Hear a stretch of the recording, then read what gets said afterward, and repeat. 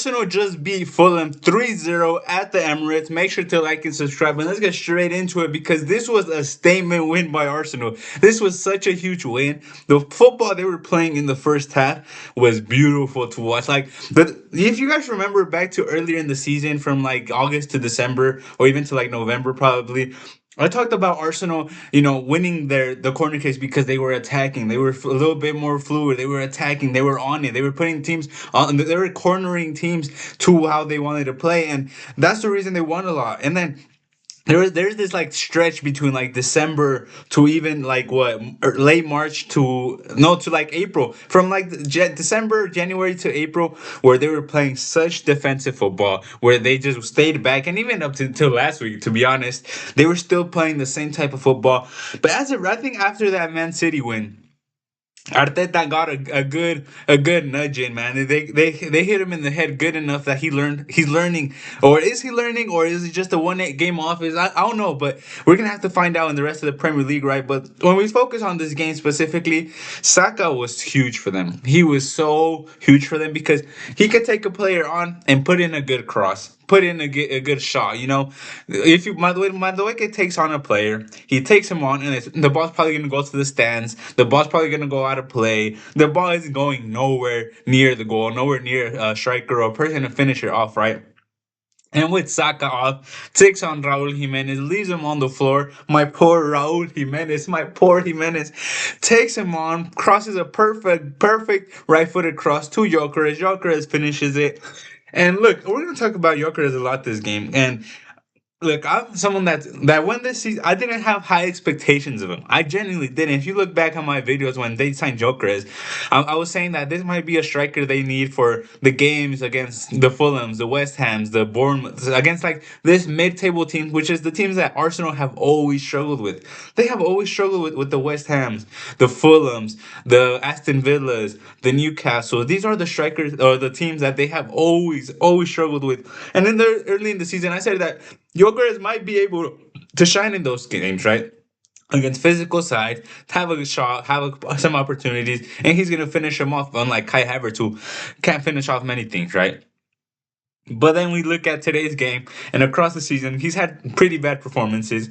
He's not the best person to drop deep and collect the ball. And when Arsenal is getting pressed, he's not the best at like coming down and bringing everyone up like Kai Havertz does. But what he does have is that instinct to finish, that goal instinct, that moment. Every time he has a moment to finish, he probably finishes the goal. And I think we saw that in full display today. He gets 2 goals and an assist.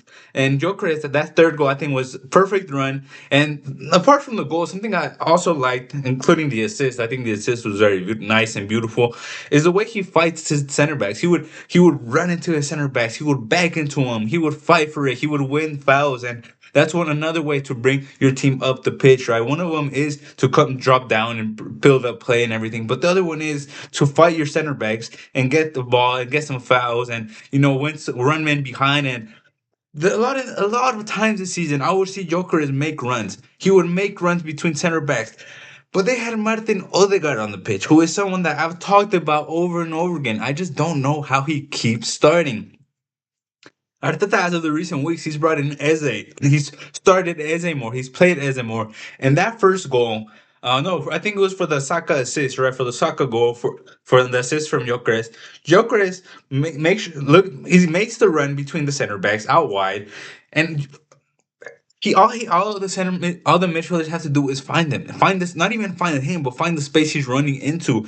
And Eze puts in a beautiful pass to Gyökeres. He puts it in clean, and he takes care of business. He passes it to Saka, and Saka with a beautiful first post finish. It was just some very good football that first half. That first half was very, very inspiring by them. As a neutral fan, as a neutral fan, when I imagine someone winning the Premier League, I imagine performances like that. I don't imagine performances of 1-0s, of waiting all against lower to mid table teams, right? You could win 1-0s or win those type of games against like the better from like top half at least. That's cool, right?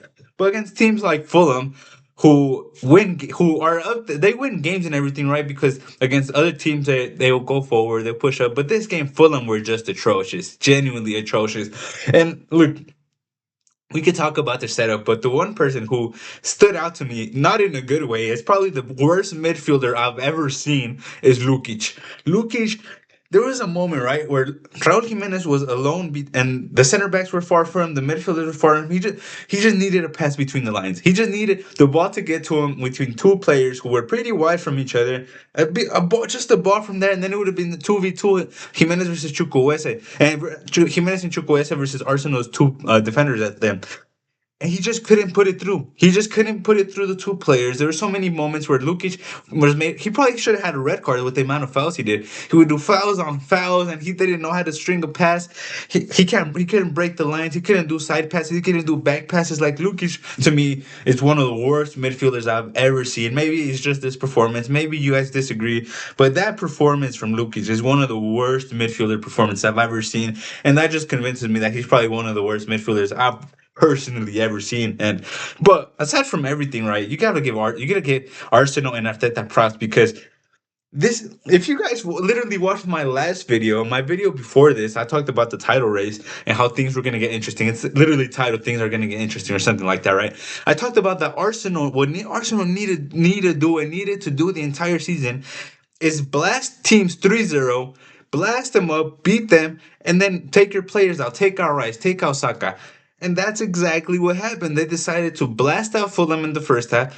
So by halftime you could take out Saka, and by minute 60th, 70th you could take out Rice. That is the type of performances that those are the type of things that help you throughout the season. From what I've watched and from everything I've analyzed and talked about, when teams do good and have good seasons and win titles, they tend to have certain games and certain games throughout the entire season where they win 3-0, where they win 4-0, where by halftime it's 4-1, or this type of scoreline that by the second half it's going to be so hard to come back and the other team will just decide to sit back a little bit more, to not concede more.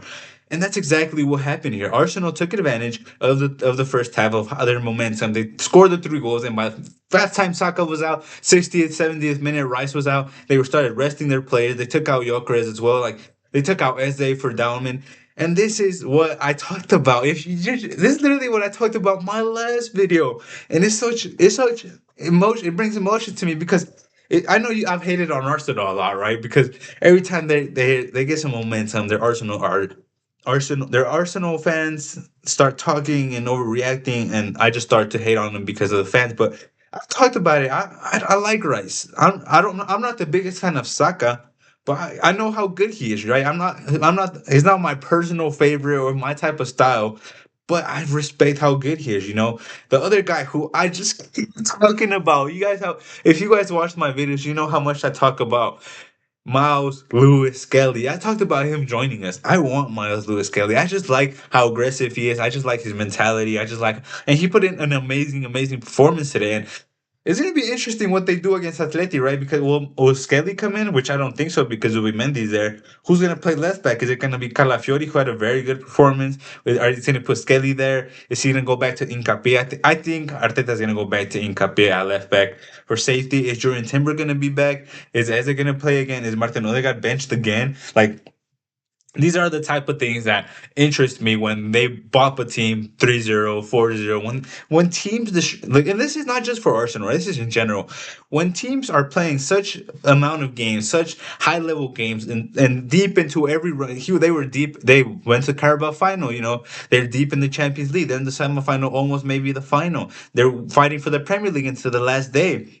What I like seeing about these teams is I like when they go and destroy a team 3-0, 4-0, rest some players, and by the 67th minute, by say the 60th minute, make some changes and get ready for the next game, because then you see, oh, this guy came in, he did good. You see that guy came in, he did good. Does he have a chance to start? Does he have a chance to start? That guy's quality. He should get some minutes in that game. Like when teams start using their entire squad, when managers start using their entire squad, those are the things that excite me when they destroy a team 4-0. Boom, make some changes. Oh, okay, they make some changes, but that guy looked good. But that guy looked good. That like good very well. He could play in this, and players start gaining confidence. Players start playing well, And that's just what I like to see. I like seeing good football. I like seeing good management. I like seeing good movements. I like seeing this positive atmosphere in teams, whether it's City, whether it's Arsenal, whether it's Liverpool, whether it's United. I don't, whether it's Chelsea. I don't care.